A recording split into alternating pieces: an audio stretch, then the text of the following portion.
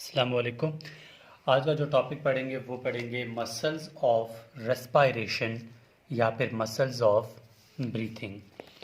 ये टॉपिक जो मैं बना रहा हूँ, एक स्टूडेंट ने रिक्वेस्ट की थी कि इस टॉपिक पे काइंडली एक वीडियो हो जाए, तो ये वीडियो जो है वो उस स्टूडेंट के लिए बना रहा हूँ मैं। और सेम इसी तरह अगर आपका भी कोई टॉपिक है जो आप समझते हैं कि आपके लिए इस चैनल पे अपलोड हो, तो आप लोग बाय व्हाट्सएप मुझे टेक्स्ट करके बता सकते हैं। व्हाट्सएप नंबर जो है वो मैं डिस्क्रिप्शन में दे दूंगा, आप वहाँ से उसको देख सकते हैं। अब मसल ऑफ रेस्पिरेशन, ठीक है, क्या होते हैं, कैसे होते हैं, इसको ओवरऑल आज हम देखेंगे। और इस टॉपिक को पल्मोनरी वेंटिलेशन भी कहते हैं, ठीक है, इसको पल्मोनरी वेंटिलेशन भी कहते हैं, पल्मोनरी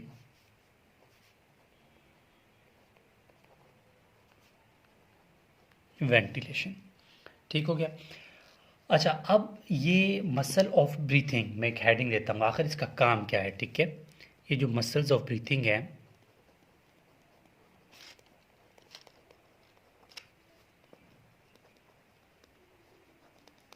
ठीक है, पहले आप थियोरेटिकली लिखें, फिर इसको डायग्रामेटिकली ओवरऑल देखेंगे। सबसे पहले क्या है, क्या ये करते क्या है, ठीक है। ये मसल ऑफ ब्रीथिंग जो है ना, ये करते क्या है, ये मूवमेंट करवाते हैं, ठीक है। ये किस तरह मूवमेंट करवाते हैं, ये करवाते हैं मूवमेंट ऑफ एयर इनटू, यानी ये जो मसल ऑफ रेस्पिरेशन है, इनका मेन काम क्या है, ठीक है। ये मूवमेंट करवाते हैं लंग्स की। क्या करते हैं उस मूवमेंट के बाद, movement of air into lungs and out from lungs, ठीक है। अब जो लंग्स में ऑक्सीजन आता है, ठीक है, ऑक्सीजन आता है और इसके साथ क्या होता है, कार्बन डाइऑक्साइड बॉडी लंग्स से बाहर चला जाता है, ठीक है। और देखें, जब भी हम जो है सांस लेते हैं तो ऑक्सीजन लंग्स के अंदर जाता है, कार्बन डाइऑक्साइड जो कि पूरी बॉडी से आ जाता है, ब्लड के ज़रिए से लंग्स तक पहुंचता है, और फिर क्या होता है, कार्बन डाइऑक्साइड बॉडी से बाहर निकल जाता है। ये तो हो गई कि ब्रीथिंग आखिर है क्या, ठीक है। अब हम देखेंगे कि मसल ऑफ ब्रीथिंग क्या है और किस तरह ये जो है अपना काम करता है, ठीक है। मसल्स जो है ब्रीथिंग के, ये दो तरह के होते हैं। मसल्स, ब्रीथिंग मसल या फिर आप ये कहते हैं कि रेस्पिरेशन मसल, दो तरह के होते हैं। एक होते हैं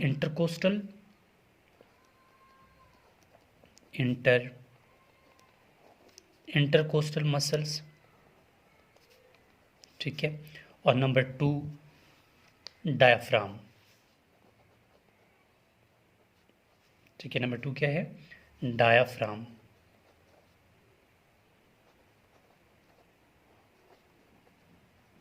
ठीक है। आर के बाद ये भी है डायाफ्राम। अब इंटरकोस्टल मसल्स जो है ना, ये मज़ीद दो तरह के होते हैं, ठीक है। इंटरकोस्टल मसल, ठीक है, दो तरह के होते हैं।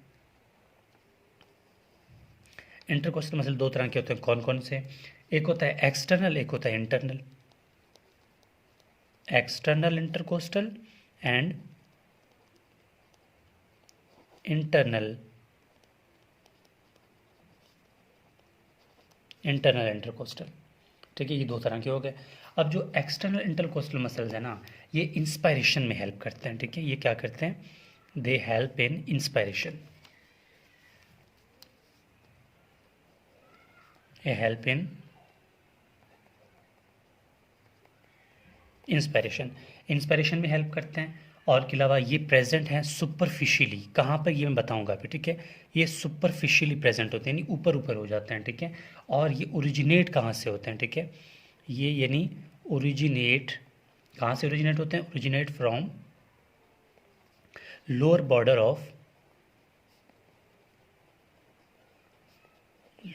ऑफ रिब्स के बिल्कुल लोअर बॉर्डर पे प्रेजेंट होते हैं, ठीक है। और एक्सटर्नल कहाँ पे प्रेजेंट होते हैं, ठीक है। एक्सटर्नल इंटरकोस्टल कहाँ पे प्रेजेंट होते हैं, एक्सटर्नल जो है ये डीपली प्रेजेंट होता है, ये हेल्प करते हैं एक्सपायरेशन में, ठीक है। एक्सपायरेशन में हेल्प करते हैं और ये डीपली प्रेजेंट होते हैं, ठीक है। और ये बिल्कुल सुपरफिशियल, यानी कि जो एक्सटर्नल इंटरकोस्टल मसल्स हैं ना उनके बिल्कुल बिलो यानी उसके नीचे प्रेजेंट होते हैं। अब एक छोटी सी डायग्राम जो है मैं आपको यहाँ पर बता दूंगा जिससे आपको समझ आएगी कि इनका इनका कहना क्या चाह रहा था मैं, और ये इंटरकोस्टल मसल आखिर होते कहाँ पे हैं। ठीक है, तो ये एग्जांपल आपके पास आ गया ट्रैकिया। ट्रैकिया आप सबको पता है कन्वर्ट हो जाता है लंग्स में।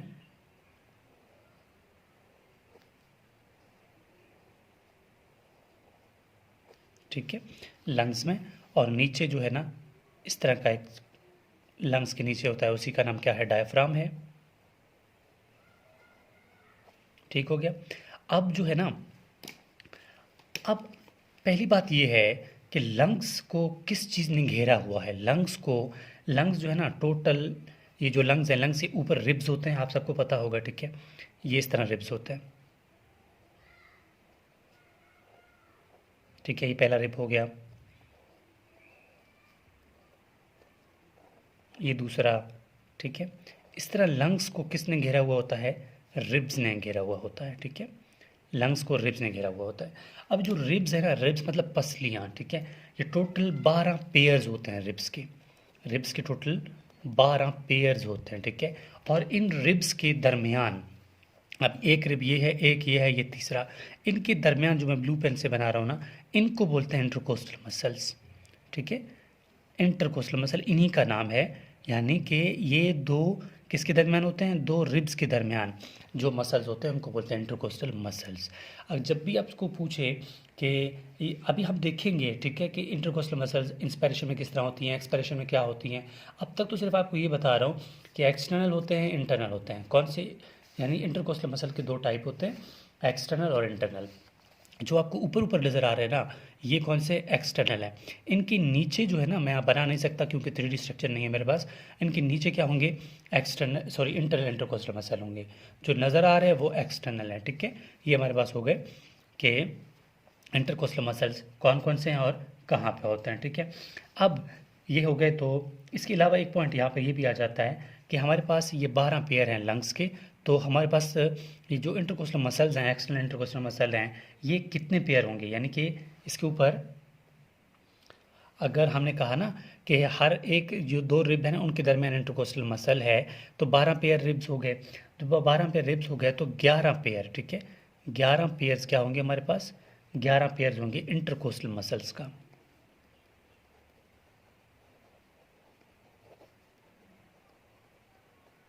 ठीक हो गया, ये पॉइंट आपको समझ आ गई होगी। अब जो है मैं एक पॉइंट लिख रहा हूँ कि muscle occupying the space between two ribs, उसका नाम क्या है, इंटरकोस्टल मसल। ठीक है, ये तो हो गया हमारे पास इंटरकोस्टल मसल। अब डायफ्राम थोड़ा बता के फिर हम उसको मैकेनिज्म देखेंगे कि इंस्पायरेशन में या एक्सपायरेशन में क्या क्या चेंजिंग आती है इसमें। ठीक है, तो डायफ्राम कोई ख़ास बात नहीं है इसमें, ये डायफ्राम है हमारे पास। ठीक है, ये क्या है, डायफ्राम हो गया। डायफ्राम कहाँ पे प्रेजेंट होता है, तो मैं लिखूँगा कि diaphragm present below the lungs, below the lungs present होता है। ठीक है, और ये क्या है, ये एक मस्क्यूलर स्ट्रक्चर है।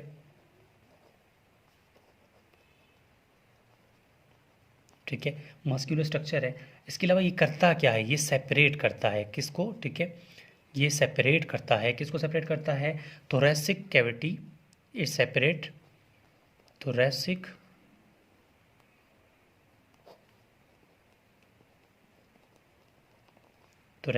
cavity into,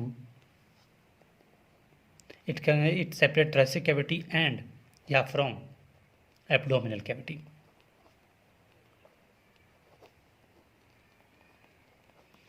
यानी ये अगर देखो, ये डायफ्राम के ऊपर वाला एरिया ना उसको बोलते हैं थोरैसिक कैविटी, जो डायफ्राम के नीचे वाला एरिया ना उसको एब्डोमिनल कैविटी बोलते हैं। ठीक है, तो ये हो गया हमारे पास डायफ्राम और इंटरकोस्टल मसल। अब जो है मैकेनिज्म देखेंगे कि इंस्पायरेशन होती है या एक्सपायरेशन होती है, तो इनमें क्या क्या चेंजिंग आता है। ठीक है, इंटरकोस्टल मसल में क्या चेंजिंग आती है या फिर इनमें क्या चेंजिंग आती है, तो मैं चेंज कर रहा हूँ। ठीक है, तो मैकेनिज्म क्या है कि मैकेनिज्म किसका, इंस्पायरेशन का। पहले देखेंगे कि इंस्पायरेशन जब होती है, ठीक है, इंस्पिरेशन, ठीक है, यानी इंस्पिरेशन में सबसे पहले क्या होता है कि सबसे पहले हमारे पास डायफ्राम, क्योंकि मसल तो दो ही है ना, diaphragm plus external intercostal muscle, ठीक है, दो पढ़े थे ना, एक्सटर्नल इंटरकोस्टल मसल, ये क्या होंगे, ये होंगे कॉन्ट्रैक्ट। क्या होगा, external intercostal muscle and diaphragm contract होंगे, ठीक है, इंस्पिरेशन के फॉर्म में। फिर क्या होगा एज अ रिजल्ट, जब ये कॉन्ट्रैक्ट होंगे तो एज अ रिजल्ट होगा रिब्स जो है मूव कर जाएंगे, ribs moves upward, upward and outward. मैं बताता हूँ इसका क्या मतलब है। देखिए हमने अभी पढ़ा था ना कि हमारे पास जो रिब्स होते हैं ना, ये जब क्या हो इंस्पिरेशन होगा तो ये रिब्स जो है ना इस तरह मूव कर जाएंगे, ठीक है, मूव कर जाएंगे, यानी हम सांस लेने की कोशिश कर रहे हैं, सांस ले रहे हैं, तो ये क्या होगा कि चीज़ें बढ़ना स्टार्ट हो जाएंगी, ठीक है, ये चीज़ें ऊपर ऊपर चली जाएंगी, ये कंट्रैक्ट होगा डायफ्राम, डायफ्राम कंट्रैक्ट होगा तो कंट्रैक्शन से ये ऊपर जाएगा, ये भी ऊपर जाएगा तो ये फोर्स लगाएगा ऊपर, ये भी ऊपर जाएगा, ठीक है, इंटरकोस्टल मसल के जो है मसल्स हैं ना ये भी क्या करेंगे, ऊपर चले जाएंगे, ठीक है। ऊपर जाने के बाद क्या होगा, ये लंग्स अपवर्ड मूव कर गए तो लंग्स क्या होंगे, एक्सपेंड होंगे, ठीक है, lungs expanded, expends, lungs expand हो गए। अब लंग एक्सपेंड होने से पहले क्या होगा, पहले वॉल्यूम बढ़ जाएगी लंग्स की, ठीक है, लंग्स की वॉल्यूम बढ़ गई, फिर लंग्स क्या हो गया, एक्सपेंड हो गए, एक्सपेंड जैसे ही होंगे तो क्या होगा, प्रेशर लंग्स में कम हो जाएगा, ठीक है, प्रेशर इन लंग्स क्या होगा, डिक्रीज यानी लो हो जाएगा, ठीक है। जब प्रेशर लो हो जाएगा तो क्या होगा, air enters into lung, enters into lungs, simple सी बात है। मैं दोबारा समझा देता हूँ, मे भी आपको समझ नहीं आई हो। सबसे पहले डायफ्राम, जब हम सांस लेने की कोशिश करते हैं डायफ्राम एक्सटर्नल इंटरकोस्टल मसल क्या होंगे, कॉन्ट्रैक्ट करेंगे, कॉन्ट्रैक्ट करने के बाद क्या होगा, वो कॉन्ट्रैक्ट करेंगे तो रिब्स मूव कर जाएगा, ठीक है, रिब्स मूव कर जाएंगे तो लंग्स के अंदर वॉल्यूम बढ़ जाएगा, ठीक है, जब वॉल्यूम बढ़ जाएगा तो क्या होगा, लंग्स एक्सपेंड हो जाएंगे, एक्सपेंड मतलब बढ़ जाएंगे, जगह ज़्यादा हो जाएगी, जगह ज़्यादा हो जाएगी तो प्रेशर लंग्स में क्या होगा, कम हो जाएगा, लंग्स में प्रेशर कम हो जाएगा तो लंग्स के अंदर क्या होगा, हवा भरना स्टार्ट हो जाएगा, ठीक है। ये हो गया हमारे पास इंस्पायरेशन में क्या हो जाता है। अब बात करें थोड़ा एक्सपायरेशन की। एक्सपायरेशन का मतलब है हवा को यानी ऑक्सीजन को यानी कार्बन डाइऑक्साइड को क्या करना है, कार्बन डाइऑक्साइड को बॉडी से यानी लंग से निकाल देना है, ठीक है, लीव कर देता है ईयर लंग्स को, ठीक है। यानी इसमें होता क्या है, सबसे पहले डायफ्राम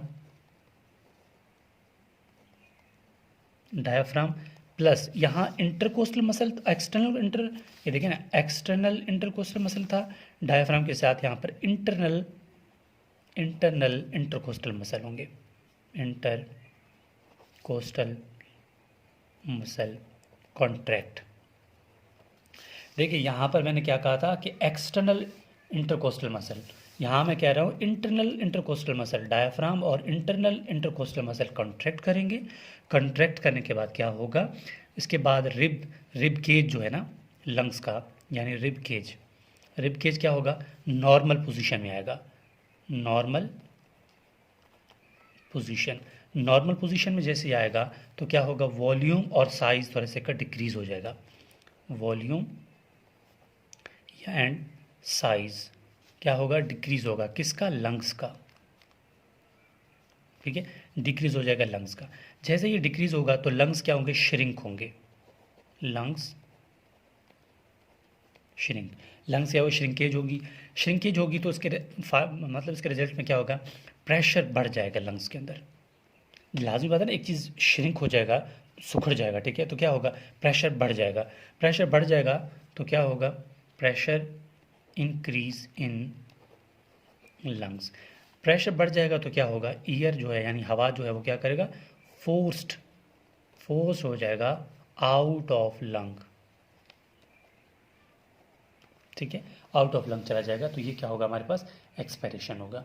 तो ये था हमारे पास mechanism of inspiration and expiration, और ये मेरा व्हाट्सएप नंबर है। आप में से किसी भी स्टूडेंट को किसी भी टॉपिक में मसला आ रहा हो तो आप लोग बाय व्हाट्सएप जो है मुझे टेक्स्ट कर सकते हैं, जो भी कन्फ्यूजन होगी। और ये था हमारे पास कि हमारे पास जो मसल ऑफ एक्सपायरेशन क्या कौन से हैं और ये किस तरह अपना फंक्शन जो है वो परफॉर्म करते हैं। और ये नोट्स की पिक्चर जो है मैं चैनल में शेयर कर रहा हूँ, मे भी आप लोगों की हेल्प आ जाए। तो ये था हमारे पास muscle of respiration. Please channel को सब्सक्राइब करें, शेयर करें, कमेंट करें और हमें सपोर्ट करें, लाजमी बात है, आपके सपोर्ट की नीड है। Thank you.